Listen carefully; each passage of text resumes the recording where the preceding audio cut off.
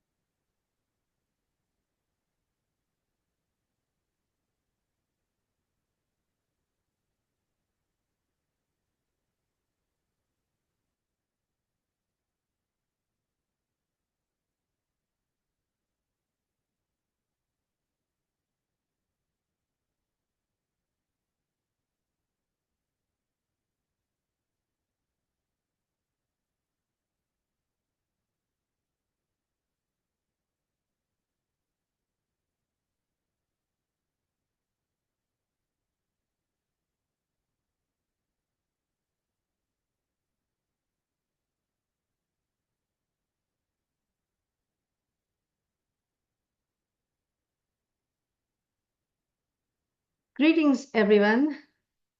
My name is Shraddha Ravani, and I'm going to moderate today's webinar. On behalf of the Society of Integrative Oncology's Ayurveda Special Interest Group, I'd like to extend a warm welcome to you all. We are excited to present the second webinar in our Cancer and Ayurveda series. We are thrilled to have you all with us today. Today's webinar brings together leading oncology experts and distinguished researchers to share their insights on Ayurveda from a research perspective.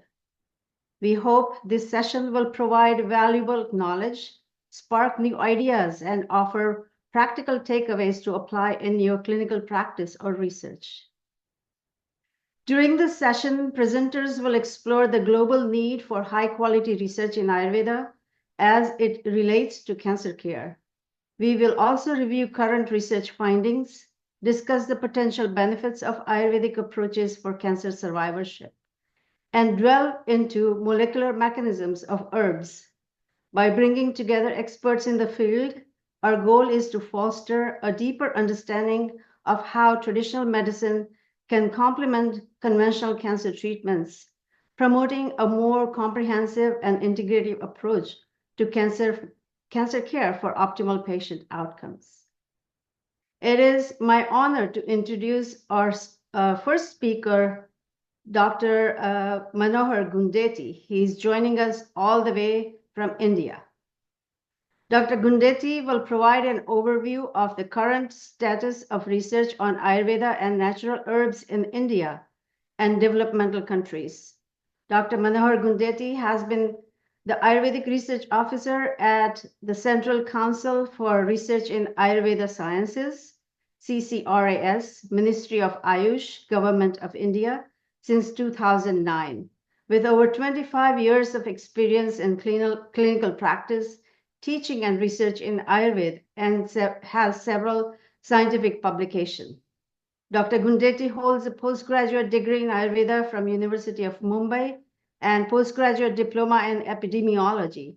He has been the principal investigator for numerous clinical and preclinical research projects, particularly in cancer care, collaborating with Tata Memorial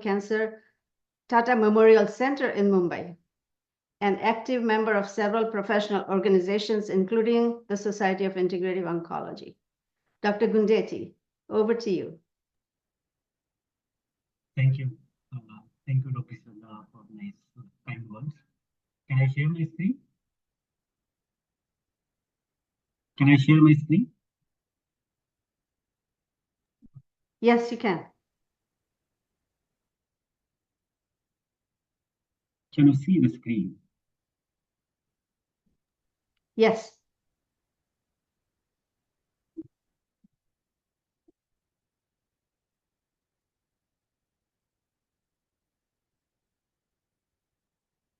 Let me. Just need to go to presenters mode. Yeah.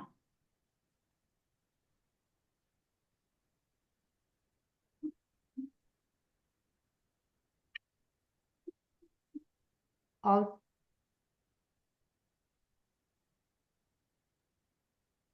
Dr. Gundeti, some of the audience is saying that they can't hear you very well, so if there's any way you can increase the volume, I think they'd appreciate that.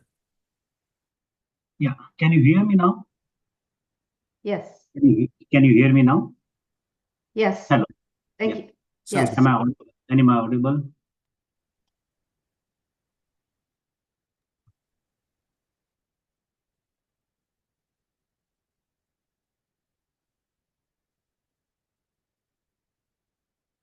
Well, thank you. I hope I am audible and visible too, and my screen is quite visible. So, good afternoon and good evening wherever you are. Namaste, namaste to all. At the outset, I am thankful to the SIO group for this opportunity to be here and present on this subject. The overview of current status of research on Ayurveda and natural herbs in cancer in India and developmental opportunities.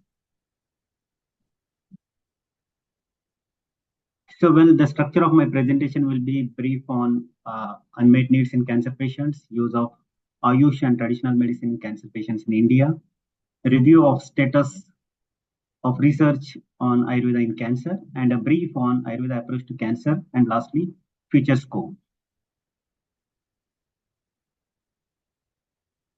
So, there are unmet needs. Studies have shown that the patients with cancer and their caregivers have many unmet needs. These needs vary from physical symptoms, anxiety, and quality of life.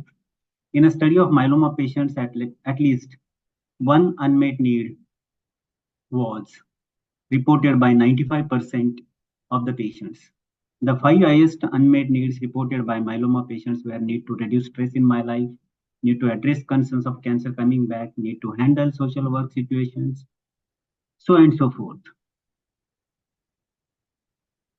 There is a need, and hence cancer patients seek alternative and complementary modalities such as herbal supplements, massage, yoga, diet, homeopathy, etc. Around 33% of cancer patients have sought CAM modalities in the past 12 months in a study. Importantly, many have not disclosed to the physicians they are undergoing the treatment. In India, the Ayush and traditional medicine seeking behavior is similar with more percentage. It ranged from 33% to around 56%, and most sought was Ayurveda with 36%. Many of the times it is underreported for its benefits or adverse effects. There are unmet needs. There is a trend towards seeking Ayush traditional medicine among the cancer patients. But when we talk of the evidence, we still have to go a long way. These are few initial reviews which has collated the experimental and clinical studies, a book, a compendium, a chapter in Springer book, and a paper published in Journal of Research in Ayurvedic Sciences. When we see for the current state of published evidence, a small clarification I want to give here. Ayurveda is a holistic science and it deals with patient and disease as a whole and manage a disease taking into consideration of many variables, including Agni, Dosh, Prakriti, etc. The treatment comprises of refraining from the root cause of the disease, diet modifications, that is Pathya, what we call in Sanskrit, Panchakarma procedures, counseling, and herbo-mineral interventions. So herbs and plants or formulation are one component of the whole treatment plan. It always considered as one herb or a plant used for treatment is Ayurveda, where it is not the case. I will elaborate this in the later slides. We'll quickly see what are the available current evidence in this cancer research. So there are experimental and clinical evidences. The published studies under the experimental domain can have the gross categorization as plants, herbs that have been investigated for anti-cancer property, immune modulatory activity to reduce the toxicity and the prevention. Let's have a quick glance on these. So this table has 4 columns: anti-cancer activity, immune modulator, reduced toxicity, and prevention.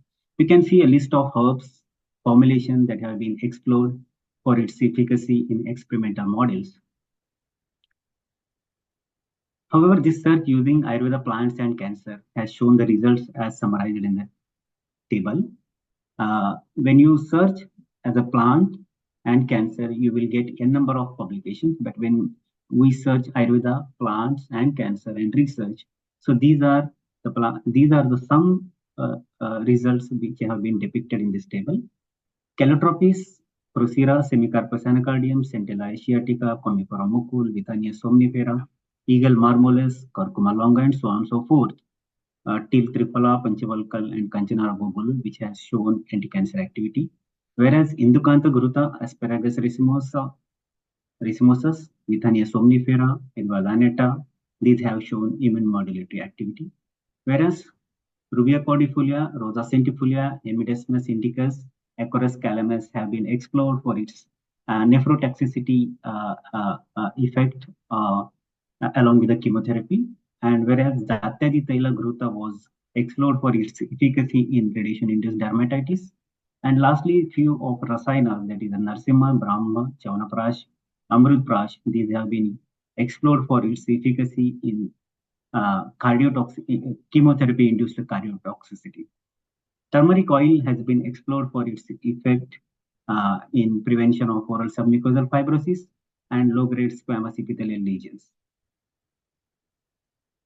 Coming to the clinical scenario, we can categorize the objective like to reduce the toxicity, to improve the quality of life, to improve the survival, and there are certain reports of Ayurvedic management as standalone management for cancer. Clinical studies predominantly had objective of reducing the toxicity and improve the quality of life of cancer patients when they are on modern ongoing treatment. Plants like ginger, turmeric used for chemo-induced nausea, vomiting, and oral mucositis, respectively. Draksha Guduchadi is a decoction form has been explored for its efficacy in oral mucositis, Withania somnia for to improve the quality of life, Cannabis sativa for pain and quality of life. Few polyherbal preparations like Ayush Pul2C, Rasayana Avleha, and Mukta Kamadudha, Mukta Praval Panchamrut, Swarna Basmadi formulations.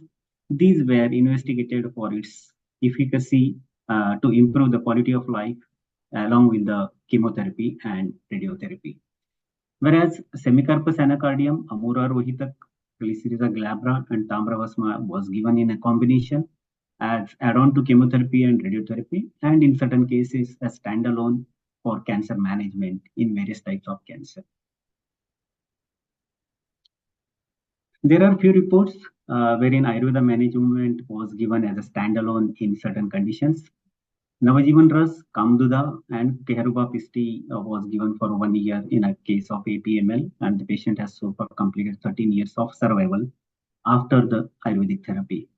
In another case, there was a complete tumor regression with exclusive Ayurvedic Rasayan regimen in a large B-cell lymphoma in a case. It's a single case. So there are a few cases which have been published for its efficacy of standalone treatment in cancer, but these are very few. There are studies for precancerous conditions also. Turmeric oil for low-grade squamous epithelial lesion, as I said earlier, and Ayurvedic preparation as a mouthwash for precancerous lesions, and Ayurvedic whole system approach for oral submucous fibrosis, where is the mild purgation, that is Kostashuddhi, along with the Nasya, Pratisaran, that is external application, with Madhupipalyadi Yog, Kaval, that is gargle, with the Kshirabala Tel, and internal Rasayana Yoga was used as a whole system approach to manage the oral submucosal fibrosis condition.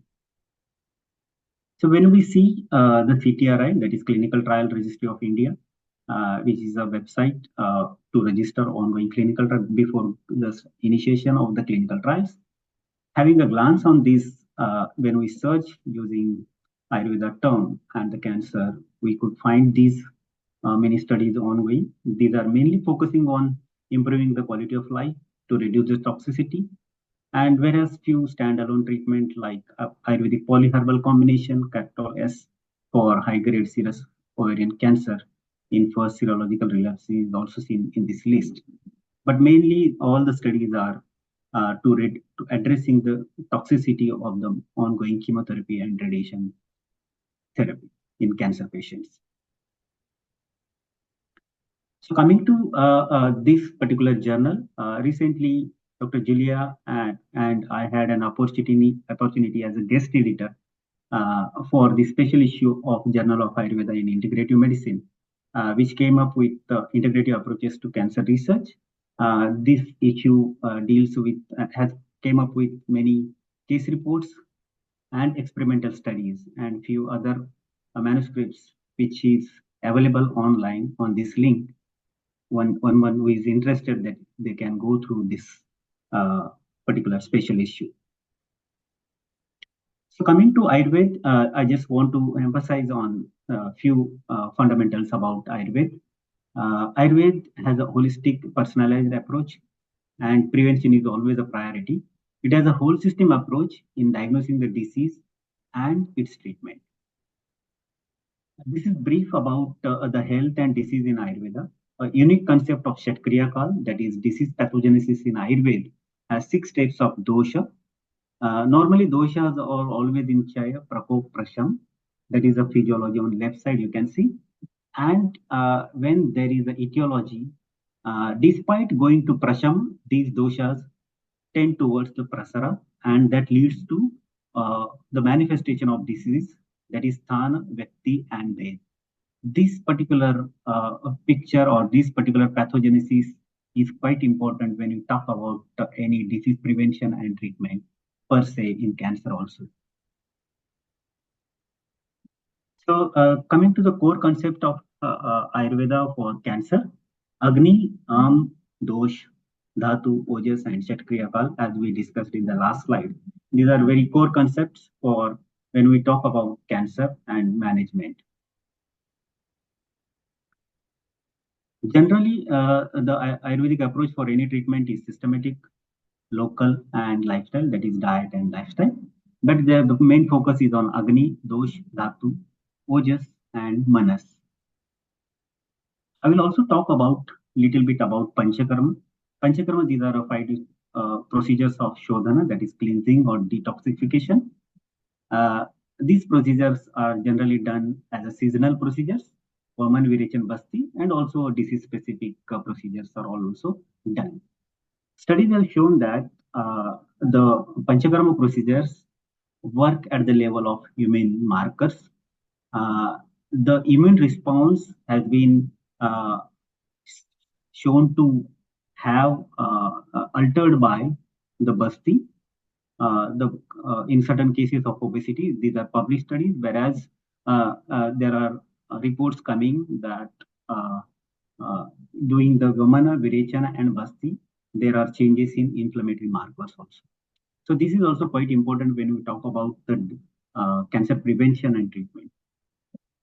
Rasayana is a very unique concept from Ayurveda, again, which helps in improve the tissue functions and symptom management and improvement in quality of life.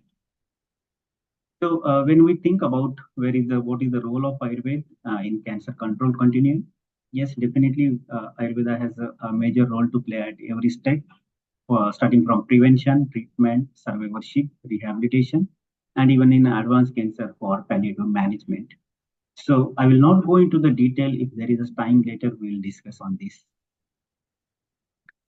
But coming to the developmental opportunities, yes, as I said in an earlier slide, we have definitely a scope for Ayurvedic management at every step of cancer care continuum. The areas for exploration will be to reduce the toxicities and the post-treatment rehabilitation, prevention of recurrence, and the third component is drug development. Whereas the drug development should be, again, considering the whole system approach of Ayurveda and following the understanding of fundamentals of Ayurveda. The leads from practitioner data, that is real world data, is also quite crucial and important. Many practitioners in India, they are managing cancer cases at their level, but these data need to be compiled, collated, and looked into for the leads which can be taken further for research. And also there is a need to look into classics again, that is classical text of Ayurveda, and going to bed, that is again clinics, and to the bench, that is going to the laboratory. So this is a reverse pharmacology approach. That is what is needed for drug development in Ayurveda, especially Ayush components in cancer research. There is another important component is immunology. Again, as we discussed in the earlier slide, Panchakarma has definitely a role on inflammation, and Rasayana, which is again has the effect of immune modulatory action of various herbs has been explored, and this can be again explored when we talk about our immunotherapy in cancer. So there is a definitely scope for these Rasayana herbs, formulations, and Panchakarma modalities to club together. Having said this, affordable and accessible and evidence-based is the need of our in this part of the world. So taking into that consideration, and also we need to prioritize the disease condition for research, addressing to the needs of this particular continent and overall the world. So what are the current initiatives that are going in India? Yes, for integrative management, there are facilities, government supported facilities, and even non-government facilities are there, which are very effectively and significantly contributing in terms of integrative management of cancer. There are integrative research facilities. Recently, ICMR, that is Indian Council for Medical Research, and Ministry of Ayush has came up with initiating the integrative research facilities at various All India Institute of Medical Sciences across India, and cancer is being one of the domain for the research. So in coming years, there will be a research in integrative model in cancer at various aims. Ayush has also supported for a Center of Excellence at Tata Memorial Center in Mumbai, which is again going to be focused on drug development in Ayush for cancer management. So coming to end of my talk, I am really thankful to my Director General, my Deputy Director General, and colleagues at CCRS headquarters, and my colleagues, my team at CARI Mumbai at my institute, and the entire SIO team, Dr. Ram, Manohar, Dr. Santhosshi, Eugene, Dr. Shraddha, and all those who have supported for this webinar. Just to brief about, this is a recent development in India. India has joined the hands with US for Cancer Moonshot, and there was a dialogue in New Delhi in the last month. We had an opportunity to attend this event, and there was one session on integrative approach to cancer management. So things are moving a nice way, and we look forward to have many more things to come and many more fruitful outcomes in coming years. So thank you very much. I will end here. Thank you, Dr. Gundeti. This was wonderful, very inspiring and informative talk. We'll take the questions at the end. I'm going to move. You can also type your questions in Q&A. So I'm going to move the next speaker. It's my pleasure to introduce our next speaker, Dr. Santhosshi Narayanan. Dr. Santhosshi Narayanan is a clinical associate professor of integrative medicine at University of Texas MD Anderson Cancer Center in Houston, Texas. She co-chairs the Global Committee and Ayurveda Special Interest Group at SIO and serves on the board of the Society of Integrative Oncology. Dr. Narayanan co-founded the MD Anderson Onco Hospitalist Fellowship Program, emphasizing comprehensive patient care and now focusing on integrating diet, exercise, and mind-body approaches into cancer treatment. A prolific author and presenter, her career is dedicated to advancing integrative oncology through clinical practice, research, and education. She will discuss the need for high-quality research in Ayurveda in cancer care globally. Dr. Narayanan, over to you. Thank you, Shraddha. Thank you, Shraddha, for that kind of introduction. Are you able to see my slides? Yes, we did. Yes. We are seeing the split screen. Split screens. Okay.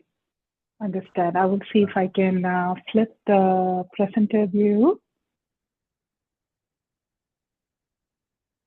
Okay. How about now? Yep, looks good. Excellent. Thank you. Thank you. So good morning, good afternoon, good evening. I see that there are a lot of people joining from different parts of the world. Thank you all today for joining. I see some familiar names. I see Dr. Glazer, Ms. Piccola, and Dr. Moshe Franco. So thank you all for joining. So today I'm going to talk to you all about the need for high quality research in Ayurveda for global cancer care. So we had an excellent talk by Dr. Manohar Gundeti describing what is the current status of Ayurveda in cancer research in India and how it can be applied to the world and the models of research that can be done. So what I would like to do today is touch a little bit on what is Ayurveda, because I see a lot of people who have joined in the audience who are integrative oncology experts, but may not be very familiar with what Ayurveda is. So I'm going to introduce Ayurveda in Ayurvedic terms and describe how Ayurveda integrates into oncology care. And I'm going to describe a little bit on how do we make decisions in clinical integrative oncology. So at MD Anderson, when we practice and see patients in the hospital and in our clinic, how do we use our guidelines in clinical decision making? I'll touch a little bit on current guidelines in integrative oncology, and I'll emphasize the need for high quality research in Ayurveda so that we can translate these in real world clinical practice globally. So I would like to start my talk with a definition of integrative oncology, as I see that some of you are Ayurvedic practitioners joining us from India. Welcome. So integrative oncology is a patient-centered, evidence-informed field of cancer care that utilizes mind-body practices, natural products, and lifestyle modifications from different traditions alongside conventional cancer treatment. So I would like to emphasize alongside here, because integrative oncology is not alternative treatment. Integrative oncology aims to optimize health, quality of life, and clinical outcomes across the cancer care continuum, and to empower people to prevent cancer and become active participants before, during, and after cancer treatment. And it's easy to be confused with these terms. Again, the emphasis is that in complementary and integrative medicine, or integrative medicine is not the same as alternative medicine. So what does NIH, NCCIH think about Ayurveda? So when NIH is National Institute of Health, NCCIH is National Center of Complementary and Integrative Health, the highest bodies of research in the United States. So NIH, NCCIH classifies Ayurveda under other complementary health approaches. So we have natural products, herbs, vitamins, minerals, mind-body practices, and other complementary health approaches where we have Ayurvedic medicine and traditional Chinese medicine. But Ayurvedic medicine also has Ayurvedic herbs. Yoga is one of the things that is emphasized in Ayurveda practices, and there is massage. So it falls under many categories as well. So what is Ayurveda? So Ayurveda is one of the traditional medicine originating from India. It's one of the oldest continuously practiced system of healthcare. It is believed to have originated more than 5,000 years ago, and it appears as a set of guidelines. And the word itself, Ayur and Veda, comes from two Sanskrit words. Ayur means life and Veda means knowledge. So Ayurveda is considered as the knowledge of life. And this is described in several textbooks, and these are the textbooks. It is divided, it's Sharaka Samhita, Sushruta Samhita, and also Ashtanga Hridaya, which summarizes these two Samhitas. And Ashtanga means 8. So these are the 8 branches, which includes general medicine, pediatrics, and other specialties of medicine. And one of the fundamental concepts of Ayurveda is doshas, because it is believed that whatever conditions people are experiencing arises from imbalances of this dosha. And one of the treatment modalities, or the main treatment approach, is to balance these doshas. The 3 main types are Vata dosha, which is associated with movement. You can imagine it as air. Kapha dosha, that represents the structural integrity, shape, size, and stability, which is more earthy. and Pitta dosha that represents energy, heat, transformation, digestion, metabolism, in other words, fire. So a person's state of health is supposed to reflect the balance of the dosha. So these are some of the Ayurvedic treatment, Ayurvedic herbs and spices, massage therapy, Shirodhara, where you can see in picture 3, and these are called Putli treatments, where there is some kind of medications inside these bags, and then there is Ayurvedic herbs. So what is the decision making, and how do we make decision in integrative oncology care? So in terms of decision making, this is the recent paper in Nature Reviews that we had a chance to publish. So integrative medicine and oncology. So what is the standard of care? So these recommendations of integrative oncology in cancer care is based on guidelines. So in this table, we summarize the guidelines for different symptom management, like pain, arthralgia, fatigue, anxiety, sleep, nausea, cognitive dysfunction, hot flashes. And we summarize how different treatment modalities in oncology, integrative oncology, can be used: acupuncture, massage, yoga, Tai Chi. So why do I have this slide here? It's just to show that when you look at the clinical practice is based on these recommendations. For example, this is one of our publications looking at how our clinical practice is, and you can see acupuncture, we use it for pain. Oncology massage, again, we use it for neuropathy, pain, psychology referral, mind-body therapies. So the clinical practice, especially when it comes to United States and other international, other global parts of the, different parts of the world, is based on the guidelines. So this requires that we need to have guidelines in Ayurveda so that it can be integrated into integrative oncology. So it is widely used in India, but guidelines will help us to get these knowledge to the cancer patients across the world. So this is another example of cancer-related fatigue guidelines by NCCN. This is ASCO SIO guidelines. So we have the joint ASCO SIO guidelines, and many of you here are SIO board members and members of SIO. There are also non-members. So for the sake of non-members, Society of Integrative Oncology, I'd like to briefly touch on is an international organization with a global presence. There are several resources that is there. You can look at the website and you can see that there is different special interest group and committees and global committees where we can all come together with one common goal is to develop this field, push this field forward and educate people across the world. So they have developed several guidelines for anxiety, depression, pain, and this is the guideline developmental process. Again, the purpose of the slide is what kind of research are we looking for going forward in Ayurveda so we can bring it to the globe. So it is an extensive process. The guideline development consists of a formation of guideline committee, review of evidence, developing recommendations, public and peer review, then we publish the guidelines, then there is implementation and education of the guidelines, and ongoing review and update of the guideline process. So this is another example where you can see that for SIO anxiety guidelines, you can see the evidence quality and strength of recommendation. You can see high, H is high, I is intermediate, L is low, S is strong, medium, weak. So we take different research papers and we see what is the evidence quality and what is the strength of recommendation. And that's how these guidelines are formed. And this is specifically important for supplement use. And if you see the current NCCN guidelines, it refers you to talk to the integrative medicine provider or clinical pharmacist. And this is where we feel that there's a need for high quality research.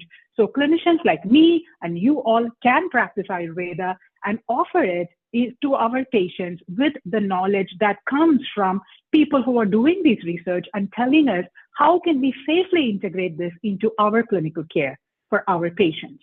And you can see patients need this. So this is our clinical setting where patients want to talk about herbs and supplements. That's number 4 reason why patients want to see us. Number 1 is integrative approach, which includes dietary changes, exercise, meditation, and all that. And this is just one of the our recent publications, again, showing how can we make these decisions. If my patient is using an Ayurvedic herb, how do I make a decision on whether they can continue during chemotherapy or radiation or after? So basically, like anything else in medicine, it's a risk-benefit ratio. So this basically has risk high, benefit unknown, avoid use, minimal risk, benefit is there is some hint, then verify the dosage and verify reliable manufacturer. And if it's like 50-50 or there is like unknown, then it is not, there's no reason to recommend. We discuss the patient perspective.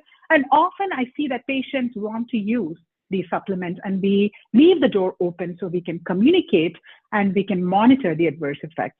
So the another reason for high quality research in Ayurveda is that we do know in integrative oncology that antioxidants can actually increase the local recurrence rate in cancer when used along with radiation and chemotherapy. This is one such trial which showed that when people were on supplement arm versus placebo, the supplement arm had decreased adverse effects but increased rate of local recurrence. So this is another area where we need to use Ayurvedic treatment and study it in a research setting to see if this effect will be applicable or it probably causes immunomodulation in such a way that the adverse effects are low and also it does not increase the recurrence. So this is another area where we, resources that we use when we are making this discussion. So this is TRC Naturals, PDQ, About Herbs, Consumer Labs. There are several resources. But often I find in clinical practice that when I look up the Ayurvedic herbs, they do not show up. And often Ayurvedic herbs are a mixture of these compounds.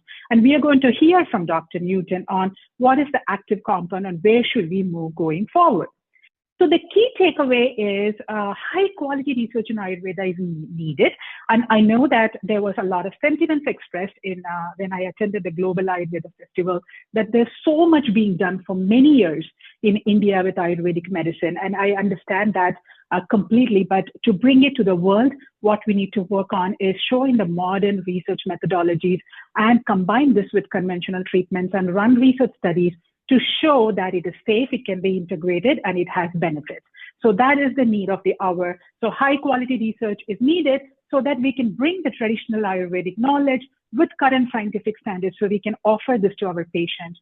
Rigorous research methods, advanced methodologies like RCT, systematic review, guidelines that guidelines will help foster Ayurvedic therapies so that this can be integrated into our global healthcare system within the cancer standard of care. So thank you all for listening, and I'm happy to take questions at the end. Thank you, Dr. Santhosshi. It was very inspiring and informative session. Thank you so much. We will take questions at the end.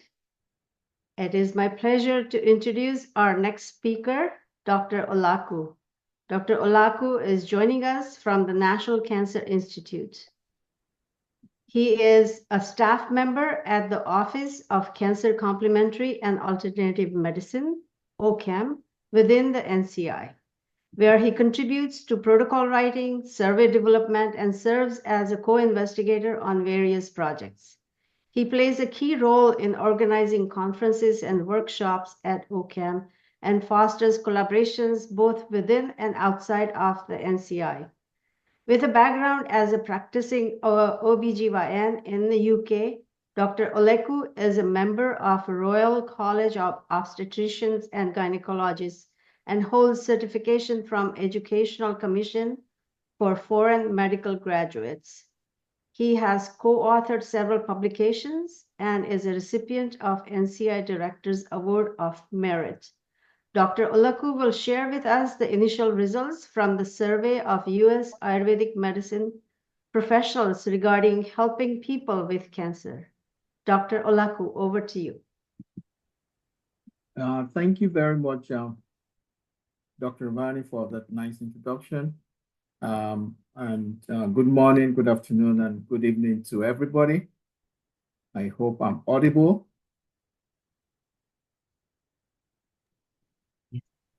Right. So we're just going to give a brief overview of just some information about the survey of US Ayurvedic practitioners. This study has not been published yet. We are writing the manuscript, analyzing as we speak. So the PI is Dr. Jeffrey White, Director of Office of Cancer, Complementary and Alternative Medicine at the NCI. We have NIH investigators, and we also have non-NIH investigators. Dr. Gundeti, who you had speak first, is also a co-investigator on the study. We looked at literature and found out that there are few large-scale studies that have assessed Ayurvedic care by U.S. residents, and that was 2012 health interviews survey. And in that survey, there was 0.1% of U.S. adults had reported using Ayurvedic therapies. So the purpose was to gain a greater understanding of how Ayurvedic practice is incorporated in the management of patients with cancer in the United States.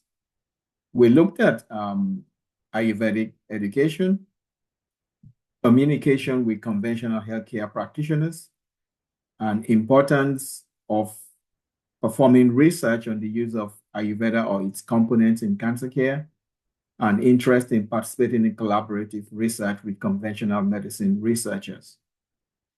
The questionnaire had 110 questions, 13 sections, and it was administered online through the Microsoft Forms platform.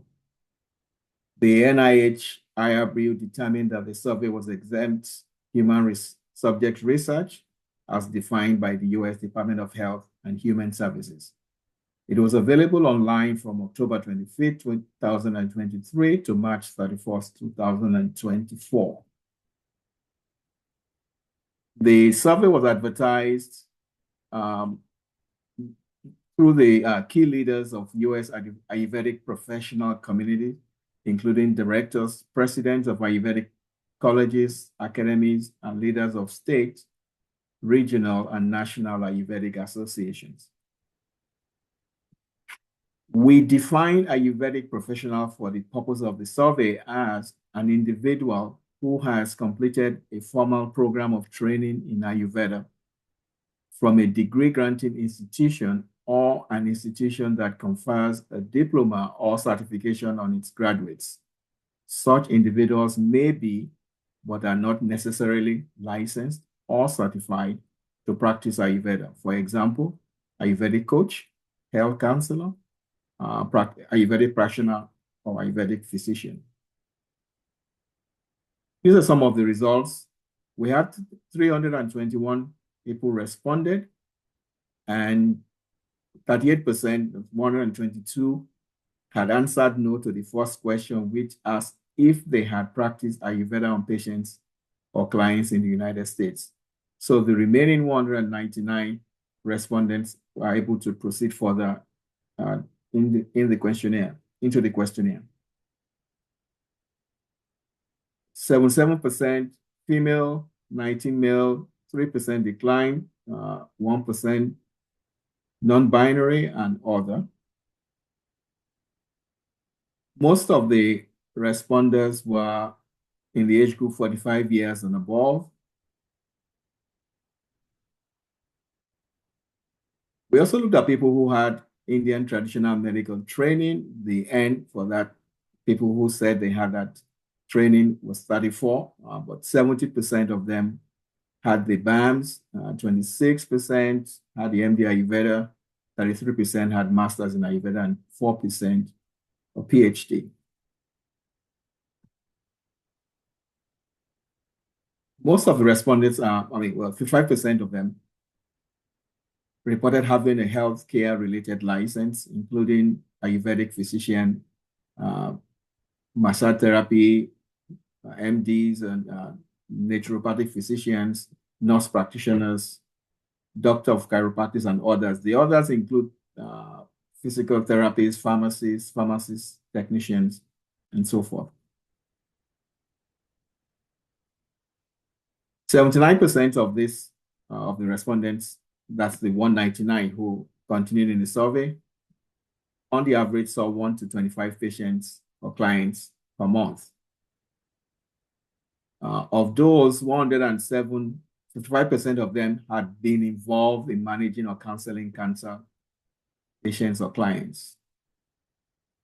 And a majority of this subgroup, this 55%, saw 1 to 2 patients or clients with cancer per month.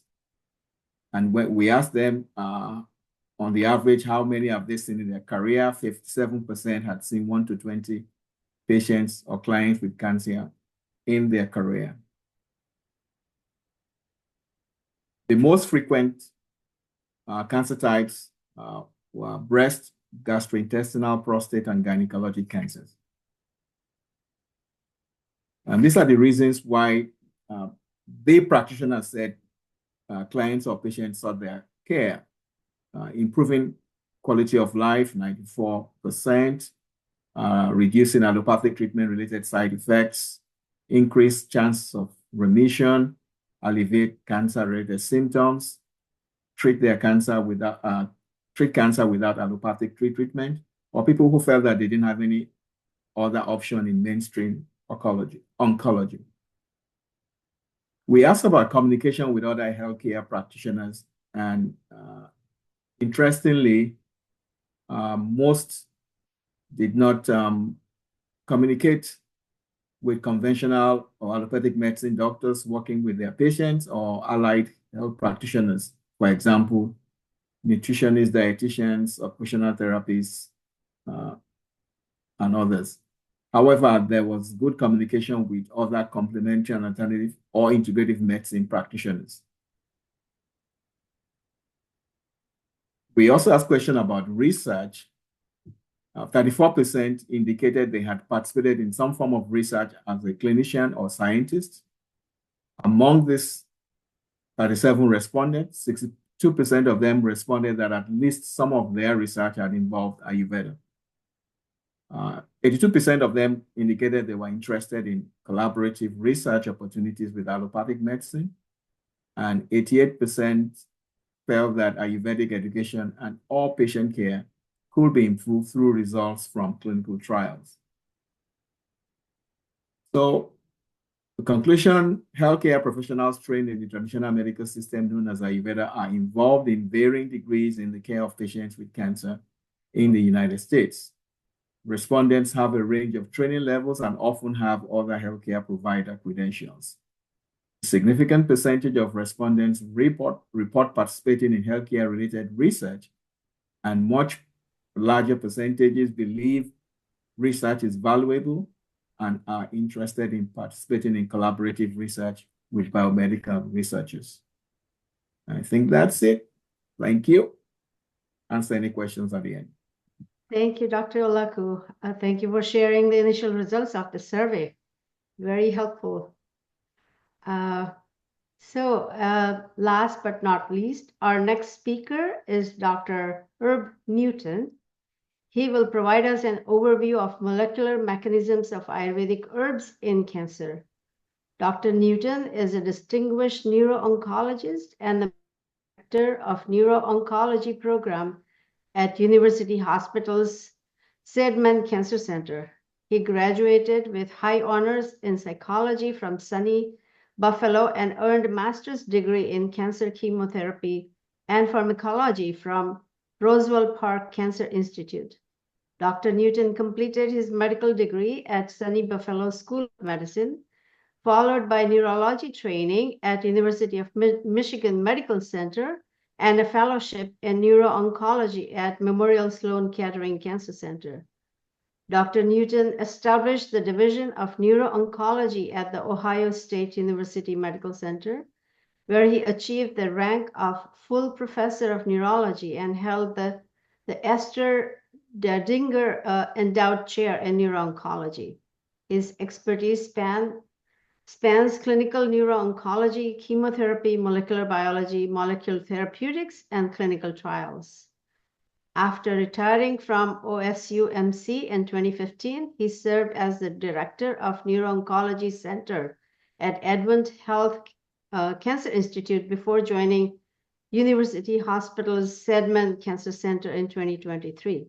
Dr. Newton has authored over 220 scientific articles and book chapters and edited or co-edited 12 books in neurology and neuro-oncology. Dr. Newton, over to you. Thank you very much, Dr. Ravani. I'd like to thank SIO for the opportunity to participate in this webinar, which has been absolutely wonderful so far. And we're going to shift gears now and try to look in some of the basic science mechanisms and molecular mechanisms involved in the Ayurvedic herbs that have been used in cancer therapy over many thousands of years. So as we've already heard, Ayurveda is the traditional medical system of India, practiced for over 5,000 years. Need to move this over a little bit. There we go. And Ayurvedic texts describe more than 400 herbs and thousands of herbal preparations for various ailments, including cancer. There are many important plants within the Ayurvedic system. A few of the most important ones include ashwagandha, which is Withania somnifera, with its bioactive component withaferin A, Guduchi, Tinospora cordifolia, with its bioactive component palmitine, curcuma longa, which has a bioactive component of curcumin, and there are others, including fenugreek, papali, and again, a lot of other compounds we don't have time to talk about today. The new discipline of ethnopharmacology has been analyzing traditional medical approaches for drug discovery programs, including Ayurveda as well as traditional Chinese medicine, and they're trying to find the active chemicals in these plants and preparations that are doing the work at the molecular level. So they're going through a Western style analysis, looking at alcoholic extractions, aqueous extractions, high pressure liquid chromatography, proteomics, DNA and RNA analysis. They're also doing molecular analyses, looking at receptor interactions, effect on signal transduction pathways, methylation changes in DNA, and a lot of other various aspects. And also at the final end of preclinical testing, they're doing oncology testing in cancer cell cultures and different types of, animal models, including xenograft models with tumors in the brain and other areas of the animals. Withaferin A, palmitine, or curcumin are all multicyclic complex chemicals able to interact with multiple active sites simultaneously in the body, and that's one of the aspects of these herbs that is very important, is that they're hitting lots of molecular sites at the same time as they're trying to help the patient. They've isolated many chemicals from these different Ayurvedic herbs, including flavonoids, terpenoids, tannins, saponins, alkaloids, hemagglutinins, phenolic compounds, and many others. These plants contain a wide variety of active chemicals. Ashwagandha is one of the most commonly used herbal medicines, and all parts of the plant are very active, but the roots are most extensively prescribed in clinical practice. There are many different bioactive compounds isolated from ashwagandha, including the steroidal lactones, which includes withaferin A and all of the different withanolide compounds, alkaloids, flavonoids such as quercetin, steroids, salts, and nitrogen-containing compounds such as withanol. There have been lots of studies on ashwagandha. I can only touch a few of them today. Aqueous root extracts can alter caspase activity and reduce the expression of tumor necrosis factor alpha, interleukin 10, and glutathione. Many of the steroidal lactones are very active, in particular withaferin A and withanone, and are the most bioactive compounds so far studied in ashwagandha. Withaferin A has the most anti-cancer activity thus far, reducing growth in numerous cancer cell cultures, including neuroblastoma, leukemia, hepatocellular carcinoma, prostate cancer, breast, colon, ovarian cancers, multiple myeloma, and including glioblastoma, which is my area of interest.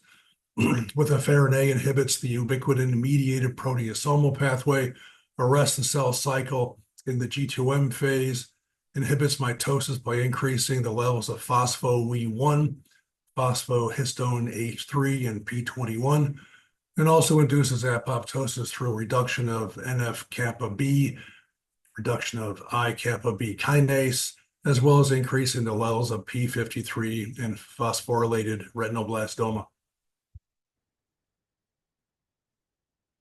To the left, you see the ashwagandha plant with the leaves and stems and some of the fruit. And on the right is the withaferin A structure. Again, it's a multicyclic compound with lots of reactive oxygen moieties in there that, again, can react at both sides of the molecule. So, again, it can affect proteins and other active areas in the body quite effectively. This is the temporal profile of the expression of cyclins, and you can see cyclin D is going through the entire cell cycle with peaks of cyclin E, cyclin A, and cyclin P. And at the bottom right, you can see where withaffarin A causes G2M arrest in numerous types of cancerous cells, including glioblastoma. Another important plant is curcuma longa.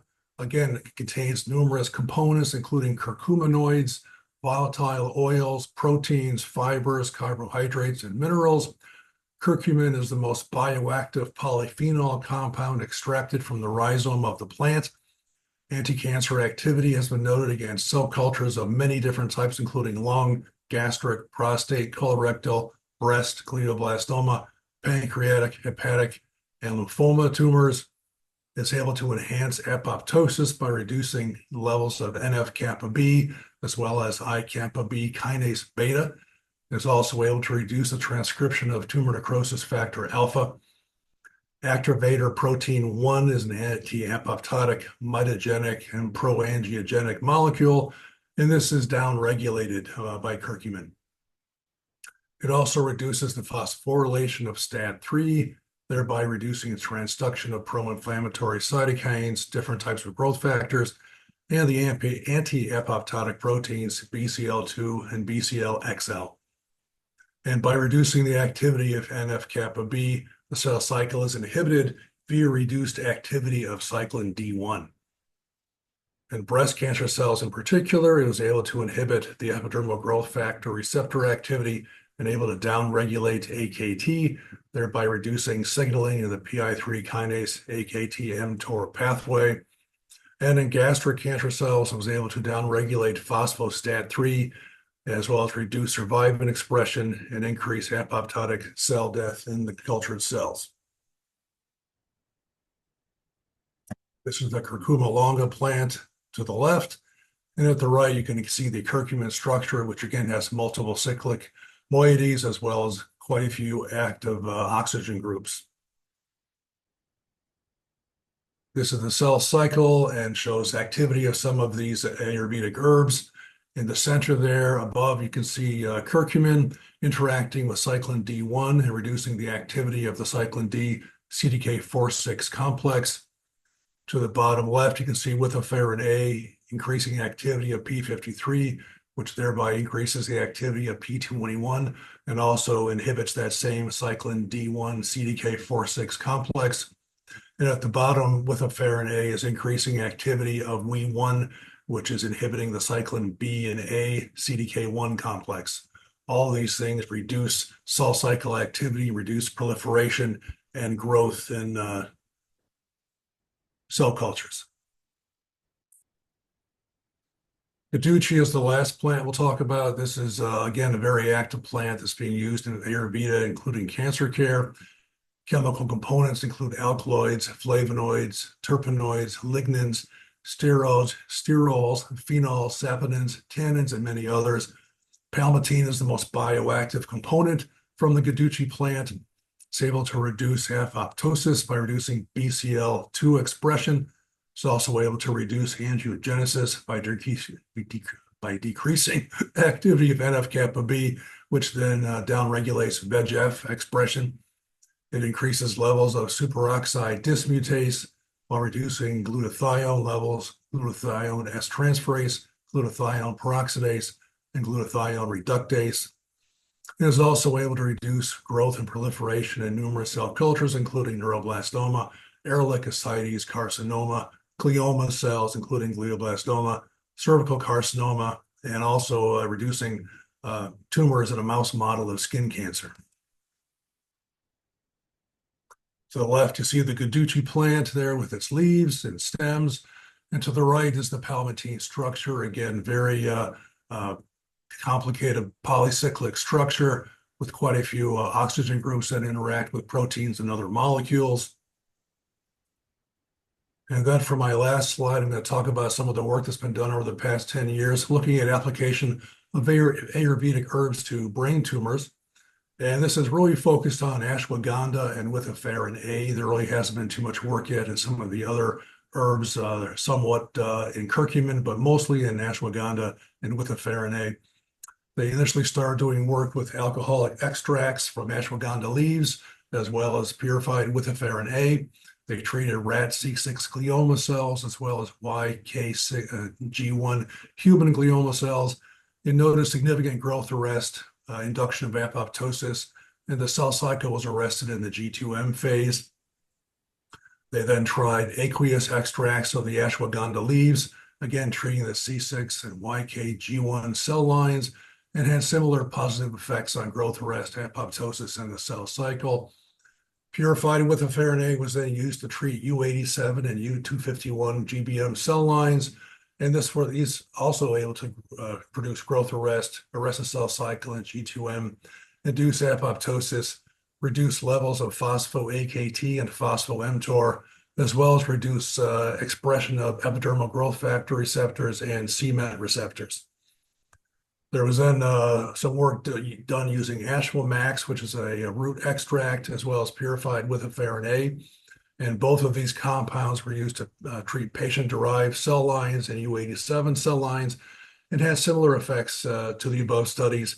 They then used these compounds to treat mouse GBM xenografts, and they were able to reduce tumor growth in the brains of these mice for 3 to 4 weeks or more. With A was then used alone and in combination with tumor-treating fields to treat glioma cell lines, and there was significant inhibition of each of those alone on cell growth, but then there were synergistic effects when used in combination. And then with A was used to treat U251 and U87 cell lines and mouse xenografts, and they reduced cell growth, increased apoptosis, and had upregulation of BIM and BAD, had cell cycle arrest in the G2M phase with upregulation of P21.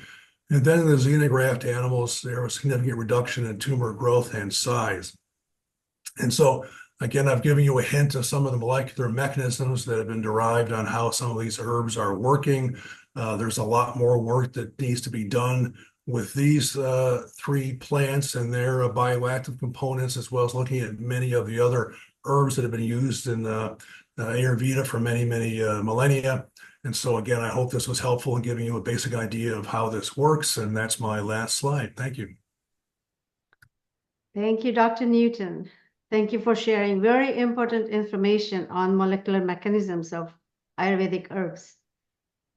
I think most of the questions are answered in the Q&A section. Are there any more questions? Oh, there is one question. Dr. Narayanan, the question is for you. Do wonder on drug-drug interaction as well as with necessities more integrative research. Well, there is a thank you for you, Dr. Narayanan. Any more questions? We have perhaps 1 more minute.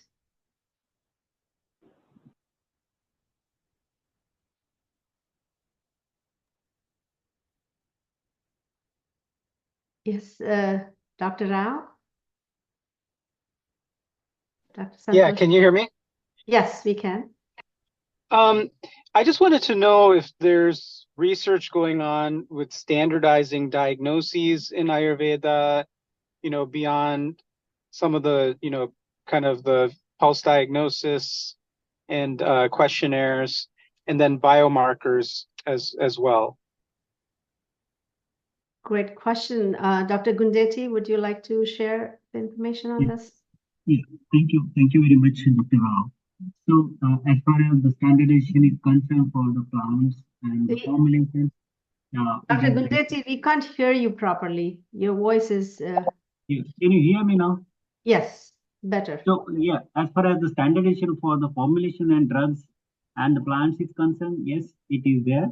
But for the diagnostic test or investigations or the diagnostic methodology in Ayurveda, like Nadi and other like Jigva Parikshan, yes, there are efforts are ongoing. There are certain automated machines are there for recording the Nadi, that is pulse diagnosis. Whereas coming to the clinical diagnosis based on Ayurvedic methods, CCRA, that is under Ministry of Ayush, has developed certain protocols for diagnosis of diseases using Ayurvedic methods, and they are in public domain. And for other diseases also, it is under pipeline. Thank you. Thank you, Dr.